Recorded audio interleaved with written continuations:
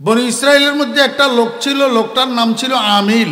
এই ছেলেটা যুবক ছেলে ছিল, অবিবাহিত, আব্বা আম্মা আগেই মারা গেছে, বিয়ে শাদী তো করেই নেই। কিন্তু এই আমিল ছেলেটা পৈতৃক সূত্রে প্রাপ্ত অনেক জমি জমার মালিক ছিল।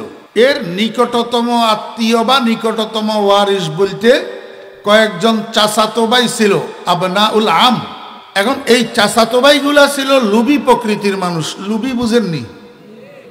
আমিল মারা গেলে আমিলের সম্পদগুলার ওয়ারিসিভাবে বকদখলকারী এরাই হবে, কিন্তু এরা ততদিন বরদাস্ত করতে তৈয়ার না।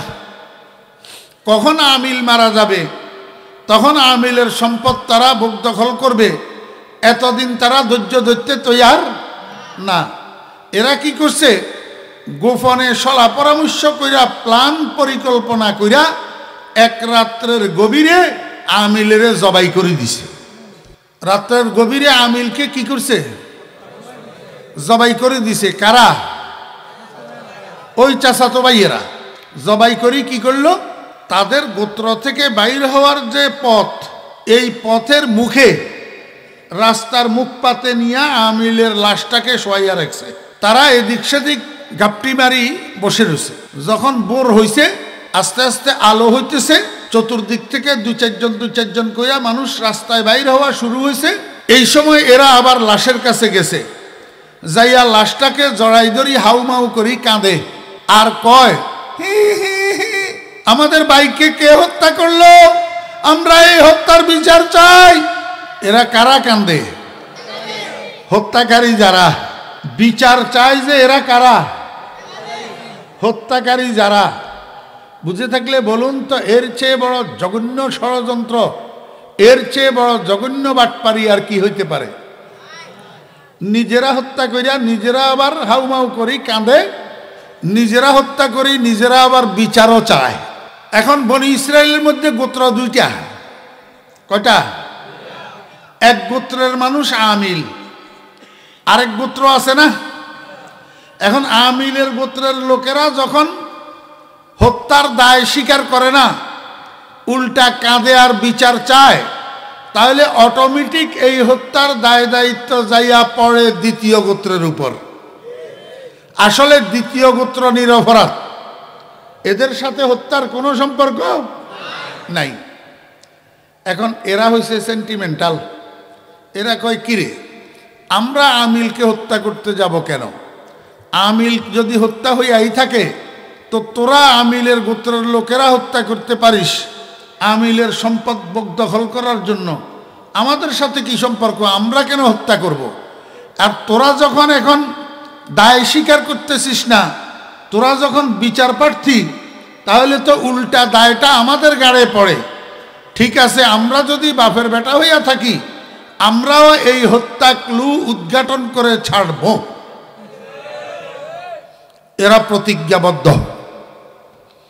তো এইবার দ্বিতীয় গোত্রওয়ালারা পরামর্শ মিটিংয়ে বসছে, হত্যা রহস্য কিভাবে উদ্ঘাটন করা যায়, আমিলের হত্যাকারী কিভাবে শনাক্ত করা যায়, পরামর্শ করার জন্য মিটিংয়ে বসছে। মিটিংয়ের সংবাদ পাইয়া ওই প্রথম গোত্রের লোকেরাও আসি মিটিংয়ে অ্যাটেন্ড করছে। প্রথম গোত্রের লোকেরা এখন দোনো গোত্র একাকার হয়ে গেছে।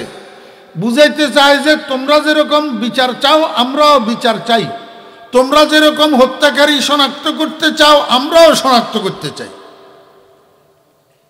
ধাপ্পাবাজি। এখন পরামর্শ হইতেছে কিভাবে আমিলের হত্যাকারী শনাক্ত করা যায়। তো মাঝখানে একজন উঠি দাঁড়াইছে, দাঁড়াইয়া কয়, এই এত পরামর্শ কিসের? সহজ কাজ এটা। আমাদের মধ্যে মুসা আছে না, মুসা, মুসারে চিনেননি আপনারা? কে? হজরত মুসা আলাইহিস সালাম। হজরত মুসা আলাইহিস সালাম দোস্ত, উনি জলিলুল কদর পয়গম্বর, কিন্তু এই বনি ইসরাইল উনারে খালি মুসা কয়। কি কয়? খালি মুসা। মুসা আলাইহিস সালামের নামটাও সুন্দর করেই লয় না, কারণ এই বনি ইসরাইল জাতি হইল বেয়াদবের জাতি। জি, বেয়াদবের কাছে নবী রসুলের কোনো মর্যাদা নাই। যেমনি ভাবে আমাদের যুগে মুসলমানের মধ্যে বেয়াদব কতগুলো আছে, এদের কাছে আলেম ওলামার কোনো মর্যাদা না। কয় মুসা আছে না, মুসা তো বলে মুসা নাকি নবী। মুসা যদি সত্যি সত্যি নবী হইয়া থাকে তাহলে মুসাই বলতে পারবে আমিলের হত্যাকারীকে, চলো সবাই মুসার কাছে যাই। যেই কথা সেই কাজ, সবাই সমর্থন করি, বসার থেকে উঠি, দলবদ্ধ হইয়া দনগোত্র বনি ইসরাইল গেছে হজরত মুসা আলাইহিস সালামের কাছে। যাইয়া কয়, আয় মুসা, তুমি না বলে নবী? হজরত মুসা আলাইহিস সালাম কয়, ওবার শিওর আমি নবী, যে এর মধ্যে কোনো সন্দেহ আছে নাকি? বনি ইসরাইল কয়, যদি তুমি সত্যিকার নবী হইয়া থাকো তাহলে তোমাকে আজকে বলতে হবে আমাদের আমিলের হত্যাকারী কে। যদি বলতে না পারো তোমার খবর আছে? বুঝতে থাকলে বলুন তো, এই কথাটা সম্মানজনক কথা না অপমানজনক কথা? আরে বনি ইসরাইল ওই জাতি, যেই জাতি অনেক নবীকে হত্যাও করছে। অতএব এদের কাছে একজন নবীকে অপমানজনক কথা বলা কোনো বিষয় না। মুসা আলাইহিস সালাম কয়, বনি ইসরাইল, আমি নবী যে এই কথা ঠিক, কিন্তু আমি তো আলেমুল গায়েব না, আমি তো গায়েব জানি না, গায়েব জানে একমাত্র আল্লাহ। তোমাদের আমিলকে কে হত্যা করছে সেটা আমি কেমনে জানি? বনি ইসরাইল বড় চতুর। বনি ইসরাইল কয়, মুসা তুমি গায়েব জানো না এই কথা আমরাও জানি, গায়েব একজনে জানে এটা আমরাও মানি।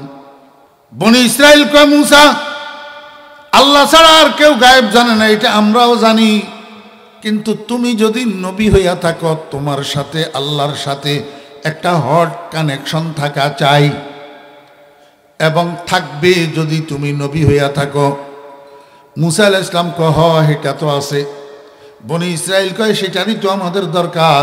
তুমি তোমার রবের সাথে হট কানেকশন স্থাপন করো, তোমার রবকে বলো আমিলের হত্যাকারী কে তোমাকে জানাইয়া দিতে। তুমি যখন তোমার রবের থেকে জানতে পারবা আর সাথে সাথে আমাদেরকে জানাইয়া দিবা, তাহলেই তো সমস্যার সমাধান হইয়া যায়।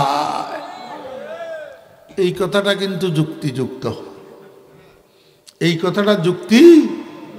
এখন মুসা আলাইহিস সালাম আর এদের এই কথাটাকে টাল করে না।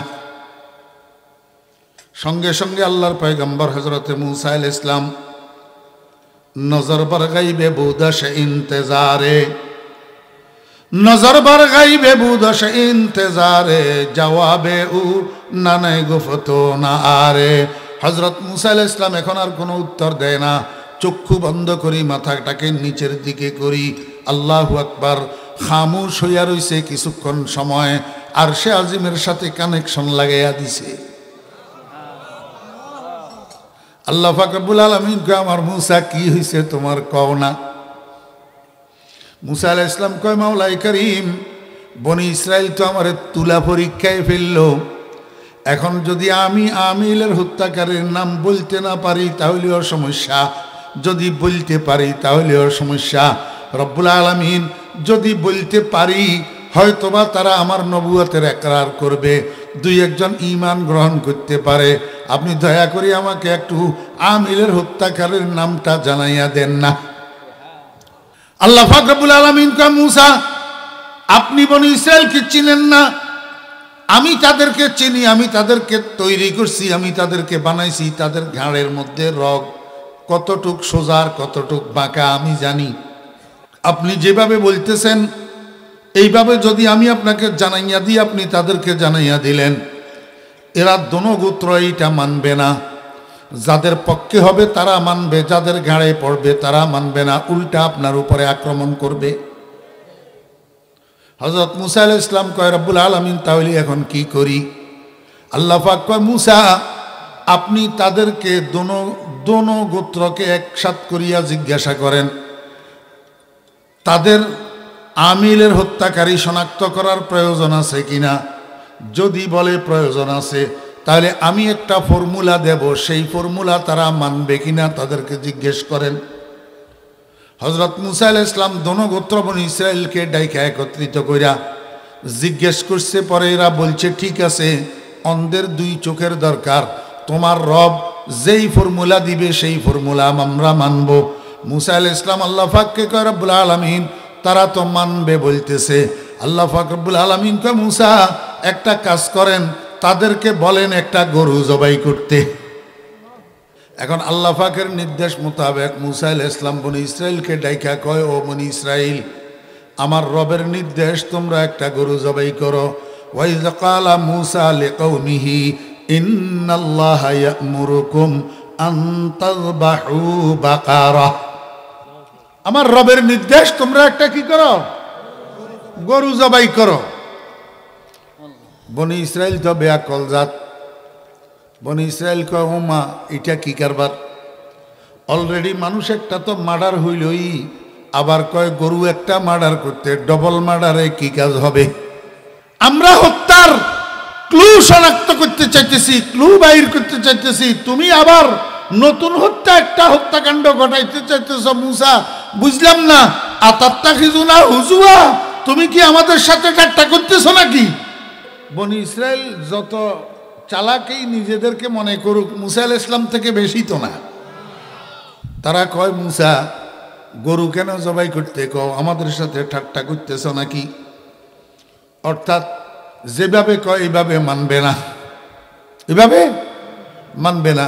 সেটা কেন, কি কারণে, যুক্তি কি, সুবিধা কি, অসুবিধা কি, এগুলা কয়। বর্তমান যুগে মুসলমান কতগুলা আছে দোস্ত, আলেম ওলামারা যেভাবে কয় সেভাবে মানতে রাজি নাই। মসজিদের ইমাম সাহেব যেভাবে বলে সেভাবে মানতে নাই, মুয়াদ্দিস সাহেব যেভাবে বলে সেভাবে মানতে নাই, মুফতি সাহেব যেভাবে বলে সেভাবে মানতে নাই। নিজেদের সুবিধা মতো যদি হুজুরের কথা হয় তাহলে হুজুর ঠিক আছে, একটু নিজের স্বার্থের বিরুদ্ধে গেলে, দলের বিরুদ্ধে গেলে এবার আর হুজুর ঠিক না। মুসা আলাইহিস সালাম কয় ক্বালা আউযু বিল্লাহি আন আকুনা মিনাল জাহিলিন। ও বনি ইসরাইল, তোমরা জানো না ঠাট্টা মস্কারি বেশি করা এটা মূর্খ মানুষের কাজ। কার কাজ?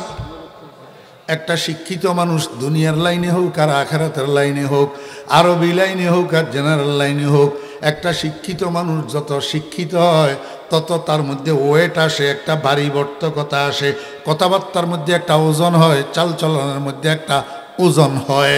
দোস্ত, মূর্খ মানুষ যারা রাত্র দিন 24 ঘন্টা হা হা হি হির মধ্যে জীবন কাটে, কথাবার্তার মধ্যে ওজন থাকে না, চালচলনের মধ্যে ওজন থাকে না, কাজকর্মের মধ্যে ওজন থাকে না। এখন তো দেখি শিক্ষিত ফোলা কতগুলা এরকম রাত্র দিন 24 ঘন্টা হা হা হি হির মধ্যে জীবন কাটে। বোঝা গেল লেখাপড়া করছে কিন্তু জ্ঞান ভিতরে ঢুকে না। মুসা আলাইহিস সালাম কয় বনি ইসরাইল, ঠাট্টা মস্কারি করা এটা তো মূর্খ মানুষের কাজ। তোরা মূর্খ, তোরা ঠাট্টা করতে পারিস, আমি তো মূর্খ না। আল্লাহ পাক রব্বুল আলামিন এই দুনিয়াতে যত মানুষ বানাইছে, প্রথম শ্রেণীর মানুষগুলার নাম নবী রসুল। এই নবী রসুলদের মধ্যে আমি একজন উচ্চ মর্যাদা সম্পন্ন আসমানি কিতাবধারী রসুল। অতএব আমার মতো একজন মর্যাদা সম্পন্ন মানুষ ঠাট্টা মস্কারি কিভাবে করতে পারে? আমি আল্লাহর কাছে আশ্রয় চাই, আমি যেন মূর্খদের অন্তর্ভুক্ত না হই। এবারে একটার দিকে তাকায় আর টিপ্পনি করে, হারে বরবাদ করছ কিলে কইলি, এবারে তো সবেরই মূর্খ বানাই ছেড়ছে। দেমাগ ঠিকানায় লাগছে, বুঝছে মস্কারি না, আসলে এই গরু জবাই করার জন্য নির্দেশ দিতেছে। এবার কয় মুসা বুঝছি গরু জবাই করতে হবে, এটা তোমার রবের কনফার্ম নির্দেশ, ঠাট্টা মস্কারি না। কিন্তু দুনিয়ার মধ্যে গরু তো ভর্তি, কত বয়সের গরু আছে, আল্লাহু আকবার, বাছুর গরু আছে, যুবক গরু আছে, বুড়া গরু আছে। আমরা যেই গরু জবাই করব সেটা কোন বয়সের গরু হবে, কোন বয়সের গরু জবাই করলে আমাদের কার্য সিদ্ধি হবে? তোমার রবকে একটু জিজ্ঞেস করো না কোন বয়সের গরু জবাই করব। কালু উদউ লানা রাব্বাকা ইউবাজ্জিল লানা মাহি। কাক বলে বেশি চালাক, এই জন্য পায়খানা খায়। মানুষ কতগুলো আছে বেশি পণ্ডিত, এই জন্য বাসে বাসে সানাসুর বিক্রি করা ছাড়া আর কোনো কাজ তালেশ করি পায় না। বেশি চালাক, বনি ইসরাইল বেশি চালাক। আল্লাহর হাবিব জনাব রাসূলুল্লাহ সাল্লাল্লাহু আলাইহি ওয়াসাল্লাম বলেন, লাউ যাবাহু আইয়া বাকারাতিন কানাত লা আজজাআতুহুম আও কামা ক্বালা নবী আলাইহিস সালাতু ওয়াস সালাম। যেই কোনো ধরনের একটা গরু জবাই করে দিলে বনি ইসরায়েলের কার্য সিদ্ধি হইয়া যেত, কিন্তু প্রশ্ন করিয়া করিয়া করিয়া করিয়া তারা নিজেদের জন্য কাজটাকে কঠিন বানাইছে, আল্লাহ পাক তাদের উপরে কঠিন করিয়া দিছে। আল্লাহু আকবার। ও বেরা দোস্ত আহবাব, এখন বনি ইসরায়েল কয়, মুসা তোমার রবকে জিজ্ঞেস কর না কোন বয়সের গরু হবে। আল্লাহ পাক রব্বুল আলামিন কয়, ক্বালা ইন্নাহু ইয়াকুল ইন্নাহা বাকারাতুল লা ফারিদু ওয়ালা বিকর। হযরত মুসা আলাইহিস সালাম কয়, বনি ইসরাইল, আমি আমার রবের সাথে কানেকশন করে জিজ্ঞাসা করছি তোমাদের গরুর বয়সের সম্পর্কে। আমার আল্লাহ বলছেন, এমন গরু তোমরা জবাই করবা যেটা বুড়া গরু হবে না, বয়স খাওয়া গরু হবে না, লা ফারিদুন, আর একেবারে বাছুর গরু হইলেও হবে না, ওয়ালা বিক্র। বুড়া গরু দিয়া তোমাদের কাজ হবে না, বাছুর গরু দিয়া কাজ হবে না। তাহলে কিরকম গরু লাগবে? কয় আওয়ানুম বাইনা যালিক, এই দুই বয়সের মধ্যবর্তী বয়সের গরু লাগবে। আমার পেয়েরা দোস্ত আহবাব, বাছুর বয়সের নাম হইল বাল্যকাল, আর বুড়া বয়সের নাম হইল বৃদ্ধকাল। এই দুই কালের মাঝখানে যেই কালটা থাকে এটার নাম কি? যৌবনকাল। কোন কাল? আল্লাহ পাক রব্বুল আলামিন কয়, বনি ইসরাইল, তোরা যেই গরু জবাই করি আমিলের হত্যাকারী শনাক্ত করতে চাস, এই গরুটা যৌবনকালের গরু হইতে হবে, বুড়া বয়সের গরু দিয়া হবে না, বাছুর বয়সের গরু দিয়া হবে না। কারণটা কি? ওরে বাল্যকাল অপ্রাপ্ত বয়স, এটা কোনো কাজের বয়স না। ওরে বৃদ্ধকাল, আল্লাহু আকবার, প্রাপ্তি হারানোর বয়স। বৃদ্ধকাল প্রাপ্তি হারানোর বয়স, এটাও কোনো কাজের বয়স না। আসল বয়স হলো যৌবন বয়স। আল্লাহ পাকের কাছে যৌবন বয়সের গুরুত্ব। এই জন্য আল্লাহর হাবিব জনাব রাসূলুল্লাহ সাল্লাল্লাহু আলাইহি ওয়াসাল্লাম বলেন, ও আমার উম্মতের যুবকেরা, যৌবনটা হলো তোমাদের বয়সের মুখ্য অংশ। এই যৌবনটাকে হেলায় নষ্ট করিও না। এই যৌবনটাকে ইয়াবাখুরির মধ্যে লাগাইও না, গাঁজাখুরির মধ্যে লাগাইও না। এই যৌবনটাকে চুরি ডাকাতির মধ্যে নষ্ট করিও না। এই যৌবনটাকে আল্লাহু আকবার ইফটিজিংয়ের মধ্যে নষ্ট করিও না। নারী দর্শন এসিড নিক্ষেপের মধ্যে নষ্ট করিও না। এই যৌবনটাকে হাইজ্যাক লুটতরাজের মধ্যে নষ্ট করিও না। এই যৌবনটাকে মসজিদের সাথে বান্ধিয়া দাও। শাবুন নাশা ফি ইবাদাতিল্লাহ। আজকে বালুয়াকান্দি মাদ্রাসার মাহফিলের মধ্যে আমার ছোট ভাইরা, আমাদের সন্তানেরা, যে সমস্ত যুবকেরা উপস্থিত হয়েছ, তোমরা সৌভাগ্যবান। যদিও ছোটকালে আব্বাই তোমাদেরকে মাদ্রাসায় দেয় নাই বিদায় তোমরা কোরআন হাদিস পড়তে পারো নাই, মাদ্রাসায় পড়তে পারো নাই, কিন্তু এই মাহফিলগুলার সুবাদে তোমরা কোরআন হাদিসের শোনার সৌভাগ্য আল্লাহ পাক তোমাদেরকে দিয়েছে। এইখান থেকে তোমরা একটা পাঠ নিয়ে যাও। কি পাঠ নিবা? ওরে তিন কালের মধ্যে গুরুত্বপূর্ণ কাল হইল যৌবনকাল। বাল্যকালে একটা মানুষের উপরে শরীয়তের হুকুম থাকে না। বৃদ্ধকালে একটা মানুষ ইচ্ছা করিও যথাযথভাবে শরীয়তের হুকুম পালন করতে পারে না। ওরে শরীয়তের হুকুম পালন করার, আল্লাহর হুকুম পালন করার, আল্লাহর হাবিবের সুন্নত পালন করিয়া আল্লাহর হাবিবের প্রেম প্রদর্শন করার উপযুক্ত সময় হলো যৌবনকাল। এই জন্য রাসূল আকরাম সাল্লাল্লাহু আলাইহি ওয়াসাল্লাম বলেন, কিয়ামতের দিন সাত সূর্যের তাপের মধ্যে গরমে মানুষ হাহাকার করবে, কোনো ছায়া থাকবে না। এই সময়ের মধ্যে কিয়ামতের মাঠে একমাত্র আল্লাহ পাকের আরশের ছায়া থাকবে। আল্লাহ পাকের আরশের ছায়ার মধ্যে সাত প্রকারের মানুষকে আল্লাহু আকবার আসন দেওয়া হবে। এই মানুষগুলাকে কিয়ামতের মাঠে ফেরেশতারা ঘুরিয়া ঘুরিয়া টিকেট দিবে, কারণ আরশে আজিমের ওই ছায়াটার চতুর্দিকে আল্লাহু আকবার সাইড ওয়াল করা থাকবে, একটা গেট থাকবে, গেটে ফেরেশতা দরন থাকবে, যে কেউ সেখানে ঢুকতে পারবে না। যাদের কাছে টিকিট আছে তারা ঢুকতে পারবে। টিকিট কারা পাবে? আল্লাহর হাবিব বলেন 7 প্রকারের মানুষকে ফেরেশতারা কিয়ামতের মাঠে ঘুরিয়া ঘুরিয়া টিকিট দিবে। তন্মধ্যে এক প্রকার শাবুন নাশা ফি ইবাদাতিল্লাহ, ওই যুবক যৌবনের গরমির কারণে, যৌবনের উত্তেজনার কারণে, যেই যুবক ইত্রামি করে নাই, অহংকার করে নাই, চুরি ডাকাতি করে নাই, যৌবনকে নষ্ট করে নাই, যৌবনের গরমির কারণে মানুষের উপরে অত্যাচার করে নাই, কোনো মায়ের কলিজার টুকরার মাথার উপরে হকি স্টিক দিয়া বাড়ি দেয় নাই, ওর রাজনীতির নামে নেতা বাবার চোখের ইশারায় কোনো মায়ের কলিজার টুকরার বুকে ড্যাগার ঢুকায় নাই, রিভলভারের গুলি ছুড়ে নাই, বরং যৌবনটাকে আল্লাহ পাকের ইবাদতের মধ্যে নিমজ্জিত করছে, মসজিদের সাথে লাগাইয়া দিছে। এই যুবককে কিয়ামতের মাঠে আল্লাহ পাক আল্লাহর ফেরেশতাকে দিয়া টিকিট প্রদান করাবে আল্লাহর আরশের নিচে ছায়ার মধ্যে জায়গা পাওয়ার জন্য। আমার বেহরা দোস্ত আহবাব, বনি ইসরায়েলের গরুর জন্য আল্লাহ পাক যৌবন বয়স কেন নির্বাচন করলেন? এই কথাটা নবীজির উম্মতকে বোঝানোর জন্য। ও আমার বন্ধুর উম্মতেরা, যৌবনটা একটা অমূল্য নেয়ামত। আল্লাহু আকবার। বাকাইতু আলা শাবাবিন কাদ তাওয়াল্লা ফায়া লাইতা শাবাবা লানা ইয়াউদু ওয়ালাউ আন্না শাবাবা ইউবাউ বায়ান লা আতাইতুল বাইআ মা ইউরিদু। ওরে ফরিদুদ্দিন, বয়স 61 বছর চলের, এখন আর যৌবন নাই, যৌবন নাই। এখন যদি ফরিদুদ্দিন কয় আমার যৌবনটা হাতে লইয়া যদি দুনিয়ার কোনো ফেরিওয়ালা আমার কাছে আসতো, আমার স্থাবর সমস্ত সম্পত্তি দিয়া আমি যৌবনটা খরিদ করে নিতাম, বলতে পারবে মৃত্যু পর্যন্ত, কিন্তু কোনো ফেরিওয়ালা ফরিদুদ্দিনের যৌবন ফিরাইয়া দেওয়ার জন্য তার কাছে তার যৌবনটা নিয়ে আসবে না।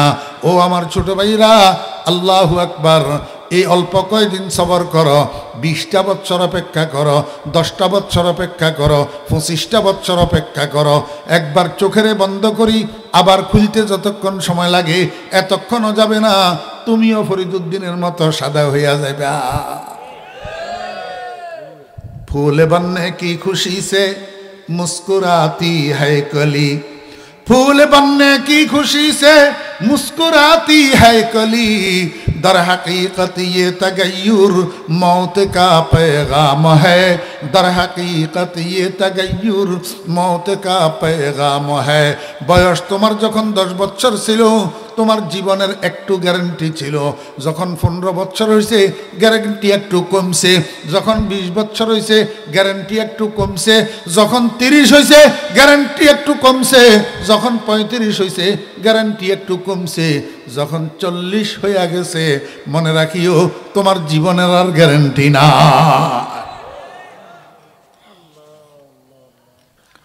फूल बनने की खुशी से मुस्कुराती है कली, दर हकीकत ये तगय्युर मौत का पैगाम है। এই জন্য আমার ছোট ভাইরা, আমাদের সন্তানেরা, আমি বলি স্কুল কলেজে পড়ো কোনো অসুবিধা নাই, চাকরি বাকরি করো কোনো অসুবিধা নাই, যেই কোনো দলের রাজনীতি করো আমার কোনো অসুবিধা নাই, কিন্তু মুসলমানের সন্তান হিসাবে ইসলামকে ভুলিও না, আল্লাহ রসুলকে ভুলিও না, কবর হাসরকে ভুলিও না। আল্লাহর ওয়াস্তে 5 ওয়াক্ত নামাজ মসজিদে যাইয়া আদায় করো।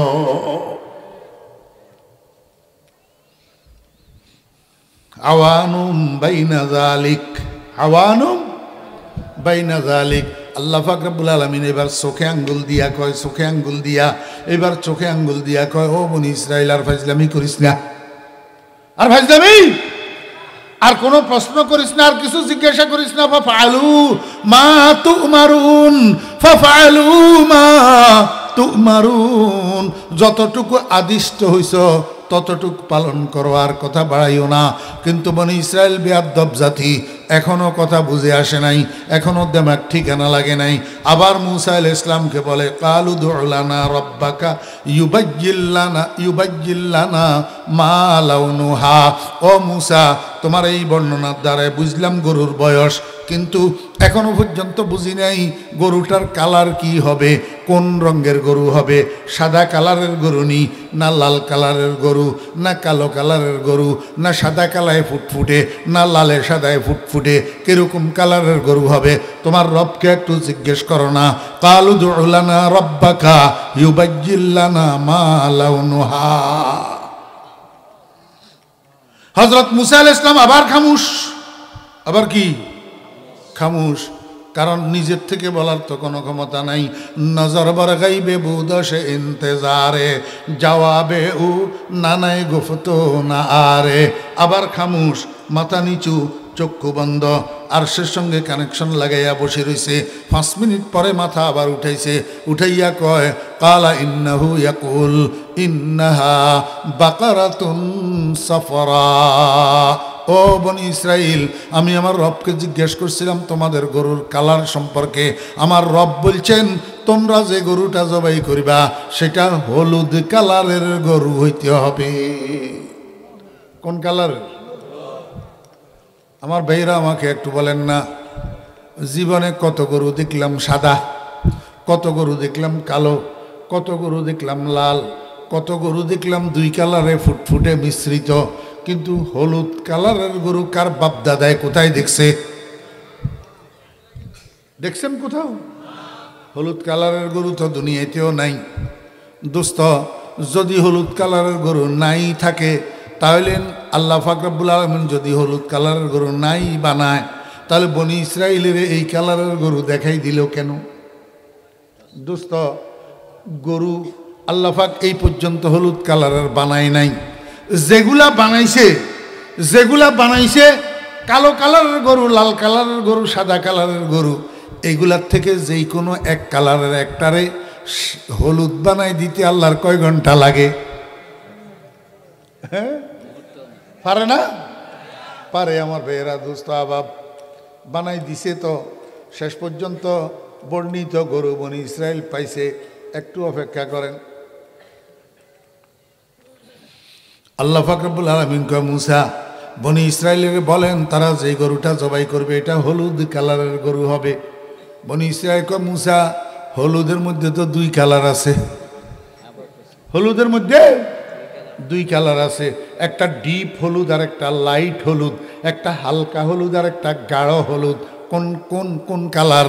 মুসা আলাইহিস সালাম কয় ফাকিউল লাউনুহা, হালকা হলুদে কাজ হবে না, গাঢ় হলুদ কালার লাগবে।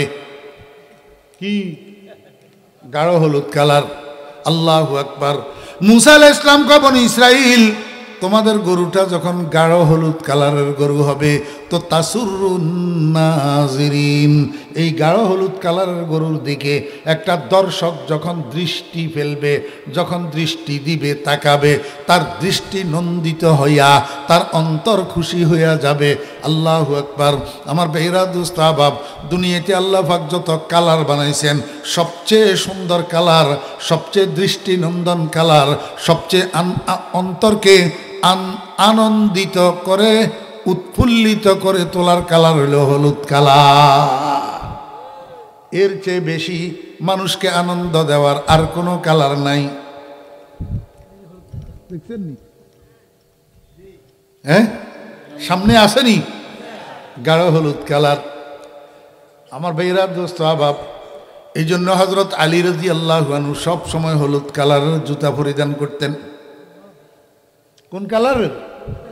আন আলিয়্যিন রাদিয়াল্লাহু আনহু আন্নাহু কানা ইয়ালবাসুন নিআলাস সাফরা ওয়া কানা ইয়াকুল মান লাবিসান নিআলাস সাওদা কাসুরা হাম্মুহু আও কামা ক্বালা রাদিয়াল্লাহু আনহু।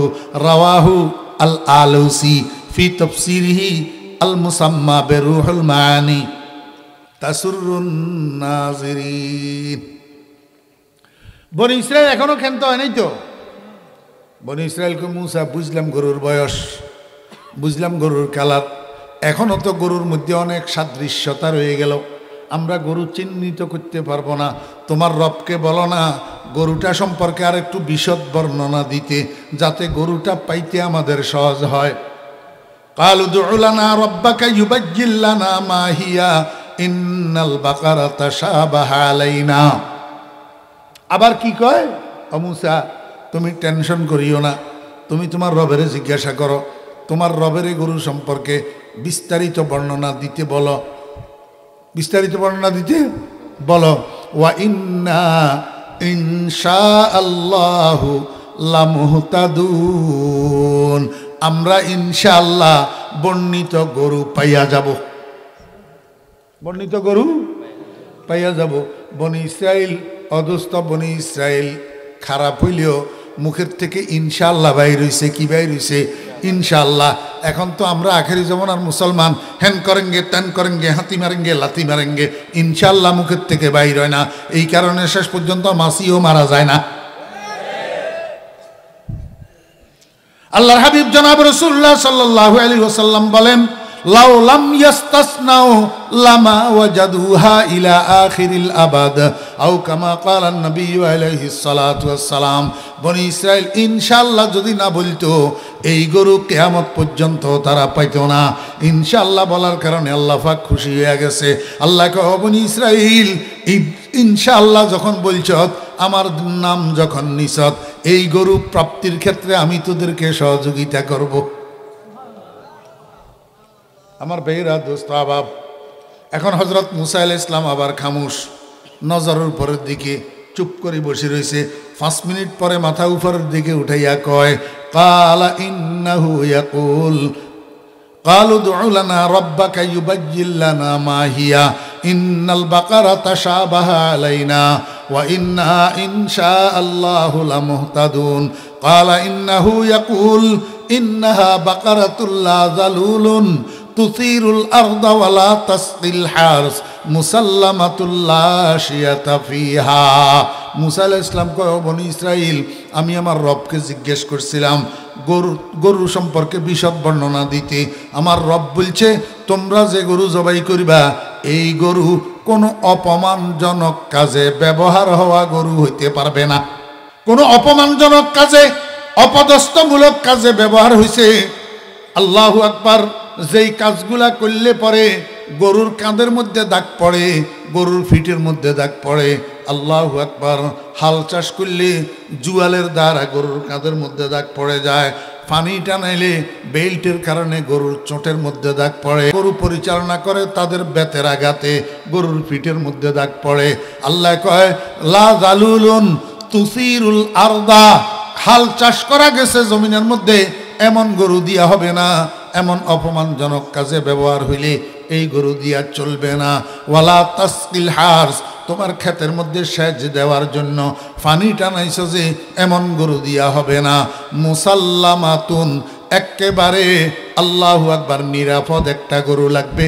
লা শিয়াতা ফিহা, যেই গরুর শরীরের মধ্যে কোথাও কোনো স্পট, কোনো দাগ দাব্বা আছে, এমন গরু দিয়া হবে না। বনি ইসরাইল কয়, কালু আল আনা জিতা বিল হক। ও মুসা, এতক্ষণে যাইয়া বাস্তবসম্মত একটা বর্ণনা তুমি দিলা, এইবার আমরা গরু তালাশ করতে নামতেছি। আমার বেয়েরা দোস্ত আবাব, বনি ইসরাইল কি করলো? আল্লাহু আকবার। 4 দলে বিভক্ত হইল। কয় দল? 4 দল। একদল পশ্চিম দিকে, একদল পূর্ব দিকে, একদল দক্ষিণ দিকে, একদল উত্তর দিকে। 4 দল 4 দিকে। সকালে বাইর হয়, বিকালে ফিরে আসে। সকালে বাইর হয়, বিকালে ফেরত আসে, কিন্তু গরুর দেখা পাওয়া যায় না। কোথায় পাইব? গরু নাই তো। এই গরু তো আল্লাহ পাক সৃষ্টি করে নাই, এই কালারের গরু তো আল্লাহ পাক বানায় নাই, পাবে কোথার থেকে? আমার ভাইরা দোস্ত আবাব, বনি ইসরাইলের মধ্যে একটা মানুষ আছিল ইমানদার। একটা মানুষ ছিল কি? ইমানদার। হযরত মুসা আলাইহিস সালামের হাতে কলমা পড়ছে, লা ইলাহা ইল্লাল্লাহু মুসা কালিমুল্লাহ। এটা মুসা আলাইহিস সালামের উম্মত ছিল, ইমানদার ছিল, বড় নেককার মানুষ ছিল, বড় দিনদার মানুষ ছিল। কিন্তু এই মানুষটা অল্প বয়সে মারা গেছে। যখন মারা যাইতেছে, তখন তার বিবির পেটের মধ্যে তার একটা সন্তান ছিল। মারা যাওয়ার সময় বিবিকে ওসিয়ত করছে, বিবি, তোমার পেটের মধ্যে আমার যে সন্তান আছে, এই সন্তানটা ভূমিষ্ঠ হইলে একটু যত্ন সহকারে তুমি আমার সন্তানটাকে লালন পালন করিও। যখন আমার সন্তানের বয়স 18 বছর হবে, তখন আমার সন্তানটাকে জানাইবা আমাদের বাড়ির পাশে যে জংলা আছে, এই জংলার মধ্যে আমি একটা গরুর বাছুর ছাড়িয়া দিয়া গেলাম। আমার বাচ্চার বয়স যখন 18 বছর হবে, প্রাপ্তবয়স্ক হবে, তখন তাকে বলবা জংলার ভিতর যাইয়া গরুটা নিয়ে আসার জন্য। আর কিছু বলার সুযোগ নাই। সাথে সাথে লোকটা মারা গেছে। ওনার স্ত্রী তো বুঝি কুলে উঠতে পারল না, কিরে ব্যাপার, আজকে গরু রাখি যাইতেছে, বলে গরুর বাছুর। 18 বছর সন্তানের বয়স হলে বলে তাকে পাঠাইতাম গরু আনতে। কি কয়, এই জংলার ভিতরে আল্লাহু আকবার বাগবাল লোকের মধ্যে গরু একটা 18 বছর কিভাবে জীবিত থাকবে, কিছু তো বুঝি উঠতে পারলাম না। আচ্ছা, যাকে পাঠানোর জন্য বলা হয়েছে সে একবার আসুক। কিছুদিন পরে বাচ্চাটা ভূমিষ্ঠ হয়েছে। মা একিলা, আর কোনো আত্মীয় স্বজন কেউ নাই। একা একা যত্ন সহকারে বুকে পিঠে করি এই সন্তানটাকে, এই ছেলেটাকে মা লালন পালন করতেছে। বাচ্চার বয়স যখন 11 বছর হয়েছে, কত বছর? 11 বছর। কিছু বুঝ ব্যবস্থা হয়েছে। এখন বাচ্চা দেখে সংসারের সমস্ত কাজকর্মগুলা মা একা একা করে, কেউ সাহায্য করনেওয়ালা নাই। আল্লাহু আকবার। এই 11তম বছর বয়সের থেকে ছেলেটা মায়ের কাজে সাহায্য করা শুরু করছে। মায়ের কাজে সাহায্য করা, ছোটোখাটো হালকা ফুতলা যে সমস্ত কাজ নিজের দ্বারাই করা সম্ভব, এই কাজগুলো আর মাকে করতে দেয় না। কয়, মা এখন আমি বড় হয়েছি, এখন আমি আপনাকে কাজে কর্মে সাহায্য করি। আস্তে আস্তে বাচ্চার বয়স যখন 15 বছর হয়েছে, এবার মাকে আর কোনো কাজেই করতে দেয় না, সমস্ত কাজ নিজে করে। আমার বেইরা দোস্ত আবাব, যখন এই ছেলেটার বয়স 17 বছরের শেষ, 17 বছরের, মা একদিন আল্লাহর দরবারে হাত উঠেছে। হাত উঠেয়া কয়, রব্বুল আলামিন, আমার ছেলেটা সেই 11 বছর বয়স থেকে আমার খেদমত করা শুরু করছে। আমি মা হইয়া তোমার কাছে ভিক্ষা চাইতেছি আমার সন্তানের জন্য। মায়ের খেদমতের উসিলায় আমি মা তার খেদমতে সন্তুষ্ট হইয়া তার জন্য দোয়া করি। আয় আল্লাহ, আমার সন্তানের অবস্থাটা তুমি পরিবর্তন করে দাও, আমার সন্তানের দারিদ্রতা তুমি বিমোচন করে দাও। মা আল্লাহর কাছে দোয়া করছে। ও দোস্ত আবাব, 1 সেকেন্ড দেরি লাগে নাই, আল্লাহ পাক রব্বুল আলামিন এই দোয়াটা কবুল করছেন। দোয়াটা কি করছেন? কবুল করছেন। আমার যুবক ভাইয়েরা, বিশেষ করে যে সমস্ত যুবকেরা বিয়ে শাদী করছেন, এখনও ছেলে মেয়ে হয় নাই, অথবা একটা ছেলে হয়েছে, অথবা 2টা ছেলে হয়েছে, অথবা তিনটা সন্তান হয়েছে, এই রকম সময়ের মধ্যে মা বাপ খেদমতের বড় মহতাজ থাকে, মা বাপ মায়ার বড় কান্ডারি থাকে, মায়ার বড় পাগল থাকে। এই সময়ের মধ্যে যেই সন্তান মা বাপকে খেদমত করিয়া অন্তর খুশি করিয়া দিতে পারবে, মা বাপ যদি আল্লাহর দরবারে হাত উঠাইয়া কয়, ও আল্লাহ, আমার ছেলেটাকে তুমি কোটিপতি বানাইয়া দাও, ওরে তোর কপাল খুলি যাবে। মা বাপের দোয়া ফেরত আসে না। মা বাপ তো দারিদ্রতা বিমোচনের মেশিন। আজকে আমার হাতে সময় নাই, মা বাপ ইচ্ছা করলে মুর্দা ছেলেকে জিন্দা বানাইতে পারে। জিন্দা হাদিসের ভিতরে আছে, মা বাপ ইচ্ছা করলে মুর্দা ছেলেকে কি বানাইতে পারে? জিন্দা বানাইতে পারে। আল্লাহ পাক রব্বুল আলামিন এই মায়ের দোয়া কবুল করছে। দোয়া কবুল করে কি করছে জানেননি? ওই তার বাপে যে 18 বছর আগে তার জন্য জংলার মধ্যে গরুর বাছুর একটা রাখি গেছে, এখন গরু হিটা 18 বছর বয়স হইয়া গেছে। বুঝে থাকলে বলেন না, 18 বছর বয়সে গরুর যৌবন থাকেনি। একটা গরুর যৌবনকাল কোনটাকে বলে জানেন? তাফসীর খুলি দেখেন, একটা গাভী গরুর যখন 2টা বাচ্চা হয়, এই বয়সটা একটা গরুর পরিপূর্ণ যৌবন। পরিপূর্ণ যৌবন। আল্লাহ পাক রব্বুল আলামিন কি করছে? ওই জংলার গরু এইটাকে যৌবন বয়সে ঘুরাইয়া দিছে। 18 বছরের থেকে যৌবন বয়সে ঘুরাইয়া গরু এটারে যুবক গরু বানাইয়া দিছে। এই গরু এটা আগের যেই রং আছিল, এই রংটাকে পরিবর্তন করি আল্লাহ পাক গাঢ় হলুদ কালার বানাইয়া দিছে। একেবারে যেইভাবে বর্ণনা দিছে, শরীরের কোথাও কোনো দাগ নাই, কোনো স্পট নাই, একেবারে সম্পূর্ণ তেলতেলে শরীর, জকজকে শরীর করিয়া দিছে এই গরু এইটারে। এই ছেলেকে আল্লাহ পাক রব্বুল আলামিন অবস্থা পরিবর্তন করাবে এই গরু দিয়া। আমার ভাইরা দোস্ত আবাব, ছেলের বয়স যেদিন 18 বছর পুরা হয়েছে, ছেলের বয়স যেদিন 18 বছর পুরা হয়েছে, মায় ডাকিয়া কথাটা বলছে, বাবারে, তোর আব্বার ইন্তেকালের সময় আমাকে একটা কথা বলে গেছিলেন, এই এই এই ঘটনা। ছেলে কয়, মা এটা কোন ধরনের কথা? 18 বছর আগে জঙ্গলার মধ্যে আব্বা আমার জন্য গরু রাখি গেছে। গরু এটা বুঝি এতদিন আছে, এটারে ব্যাগে খাইয়া ফেলে নাই, সিংহে খাইয়া ফেলে নাই, বাল্লুকে খাইয়া ফেলে নাই। মায়ে কয়, বাবারে তোর আব্বা বড় দিনদার মানুষ ছিল, বড় আল্লাহওয়ালা মানুষ ছিল, বড় ইমানদার মানুষ ছিল। উনি যখন একটা কথা কইয়া গেছে, একটু জঙ্গলার মধ্যে যাইয়া দেখ, তারপরে কি হয় একটু দেখি। ছেলে মায়ের কথা শুনি, আল্লাহু আকবার। বাড়ির পাশে জঙ্গলার মধ্যে ঢুকার যে প্রবেশ পথ, এই পথে দিয়া একটু সামনে গেছে, পরে দেখে একটা গরু তার সামনে দাঁড়ানো। গরু তার সামনে দাঁড়ানো। সব কিছু খেলা খেলতে আছে তো উপরওয়ালা। কে খেলতে আছে? উপরওয়ালা। আমার বেরা দোস্ত আবাব, আল্লাহ সুবহানাহু ওয়া তাআলা আলা কুল্লি শাইইন কাদির লা ইয়াখরুজু আন ইলমিহি ওয়া কুদরাতিহি শাই। গরুটার সামনে পাইয়া এই ছেলেটা গরুর পিঠের উপরে এমনি হাত রাখছে। আল্লাহু আকবার। গরুর পিঠের উপরে যখন হাত পাইছে, বাদ্য সন্তানের মতো ছেলের আগে আগে হাঁটা শুরু করছে বাড়ির দিকে। গরু এটাকে বাড়িতে আনি, ছেলে এটা সযত্নে লালন পালন করতেছে। এই সময়ের মধ্যে ওই বনি ইসরাইল চতুর্দিকে গরু তালাশ করে, কিন্তু পায় না। সাজ্জল চারদিকে সকালে বাইর হয়, বিকালে ফিরে আসে, গরুর সন্ধান পায় না। আল্লাহ পাক রব্বুল আলামিন ফেরেশতা দুইজনের ডাকছে। ডাকি কয়, তোমরা দুজন ফেরেশতা জমিনে যাও, দুজন ফেরেশতা জমিনে যাও, মানুষের আকৃতিতে যাইবা, সুন্দর সাদা টুপি আর পাগড়ি লাগাইবা, এতটুক লম্বা দাড়ি লাগাইবা, আল্লাহু আকবার, নেসপেসাক জুব্বা লাগাইবা। এই বেশে দুজন জমিনে যাও। একজন যাইবা কার কাছে? বনি ইসরাইলের কাছে। আরেকজন যাইবা ওই গরুর মালিক ছেলে এইটার কাছে। গরুর মালিক ছেলে এইটারে বলবা, বাবারে আমি তোমার একটা উপকার করার জন্য এসেছি, তোমার গরু এটা খরিদ করার জন্য বনি ইসরাইল আসবে। বনি ইসরাইল তোমার গরু এটা খরিদ না করি তাদের উপায় নাই, অতএব ইচ্ছা মতো মনে যা চায় মূল্য ধরি লইও, এই সুযোগ। আমার ভাইরা দোস্ত আবাব, ফেরেশতা এটা গেছে আব্দুল করিমের বাড়িতে, গরুওয়ালা ফোলা যাই কয়, আসসালামু আলাইকুম রহমতুল্লাহ, ভাতিজা কেমন আছো? ফোলাইটা কয়, ওয়ালাইকুম আসসালাম রহমতুল্লাহ, চাচা যান আছি ভালো, আপনি কে?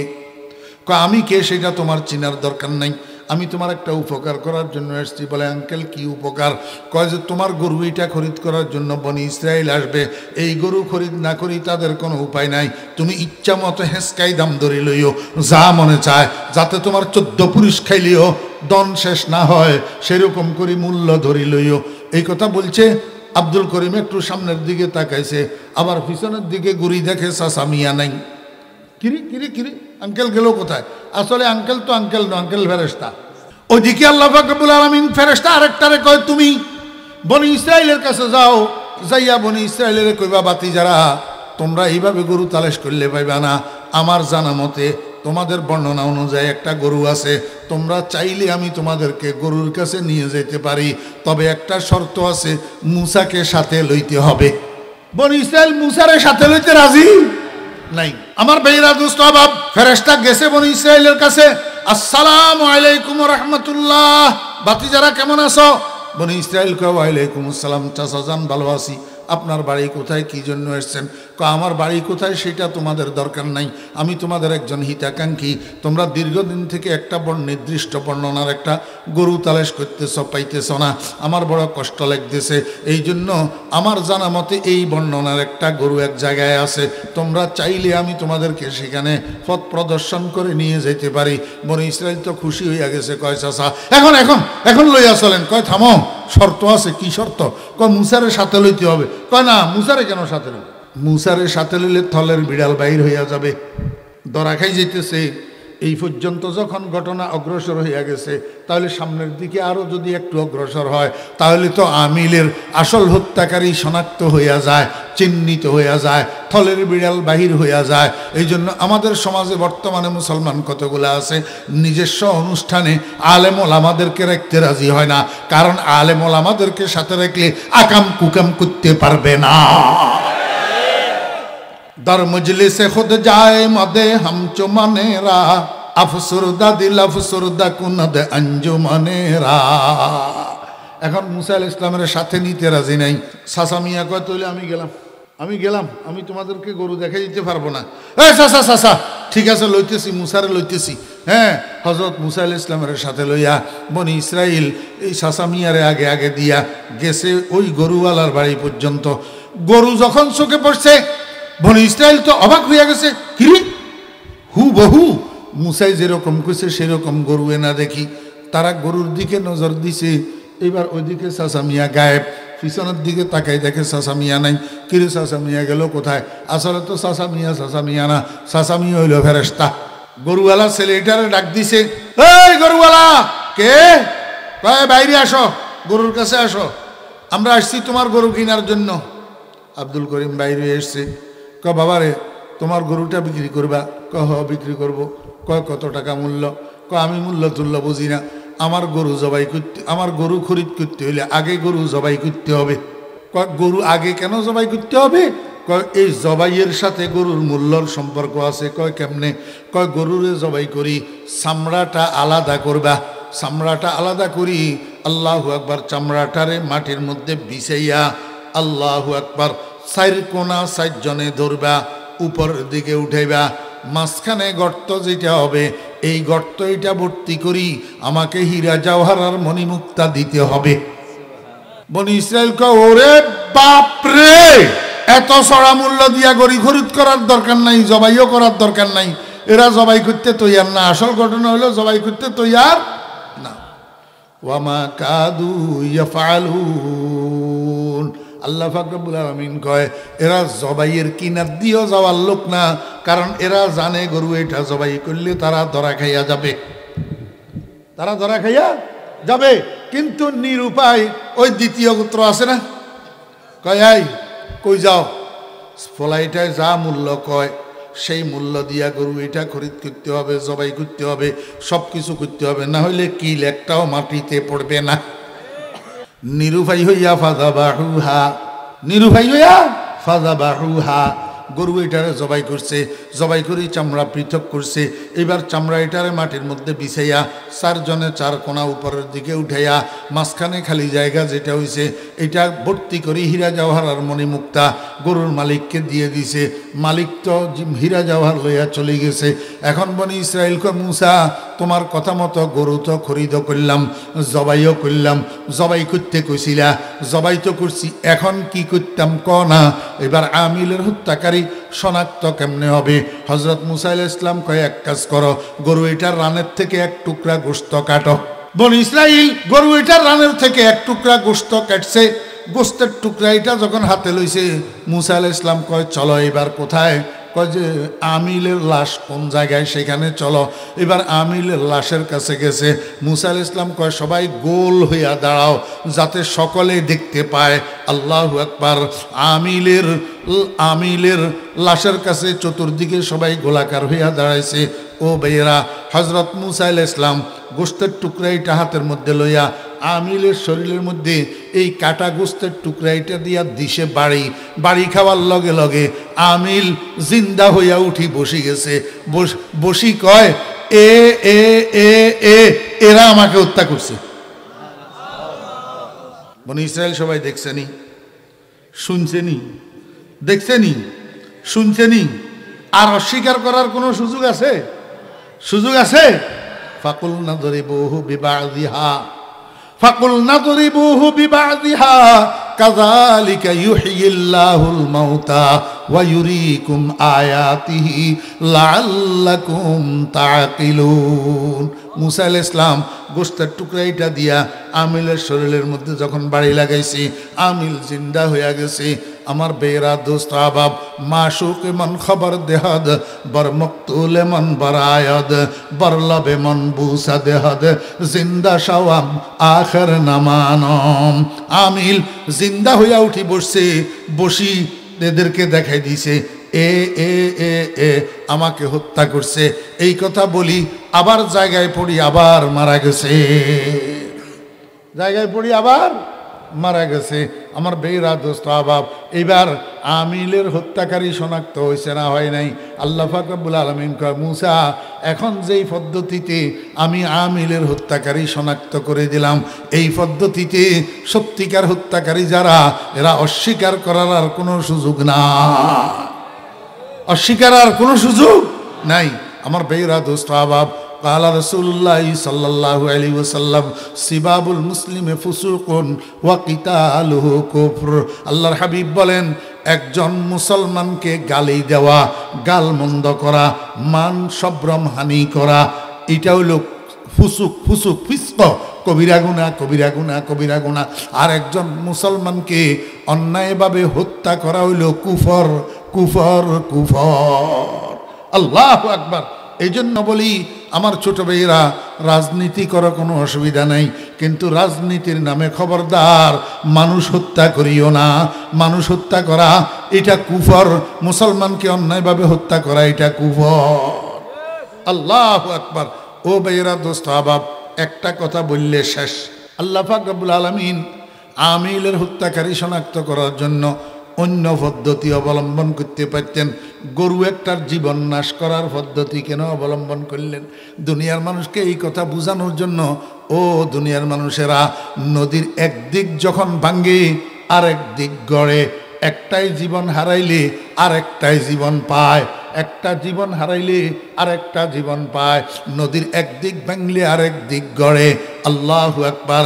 গাবি এটার জীবন নাশ হইছে, ওইদিকে আমিলে জীবন পাইয়া গেছে। আল্লাহ পাক বুঝাইতে চায়, দুনিয়ার মানুষেরা, তোমার শরীরের মধ্যে দুইটা জিনিস আছে, একটা আছে নফস আর একটা আছে রুহু। কারো নফস সতেজ, কারো রুহু সতেজ, কারো নফস জিন্দা, কারো রুহু জিন্দা, কারো নফস মুর্দা, কারো রুহু মুর্দা। আল্লাহ কয়, দুনিয়ার মানুষেরা, রুহুকে যদি জিন্দা করতে চাও, নফসরে জবাই করো, জবাই করো। নফসরে যত জবাই করতে পারবা তত তোমার রুহু জিন্দা হবে। আর নফসরে কি দিয়া জবাই করবা? লা ইলাহা ইল্লাল্লাহ, লা ইলাহা ইল্লাল্লাহ, লা ইলাহা ইল্লাল্লাহু মুহাম্মাদুর রাসূলুল্লাহ। এই লা ইলাহা ইল্লাল্লাহর তলোয়ারের দ্বারা নফসরে যত বেশি জবাই করবা, অর্থাৎ যত বেশি লা ইলাহা ইল্লাল্লাহ, লা ইলাহা ইল্লাল্লাহ জপ করবা, তত বেশি তোমার রুহু শক্তিশালী হবে। ওয়া আখিরু দাওয়ানা আনিল হামদুলিল্লাহি রাব্বিল আলামিন।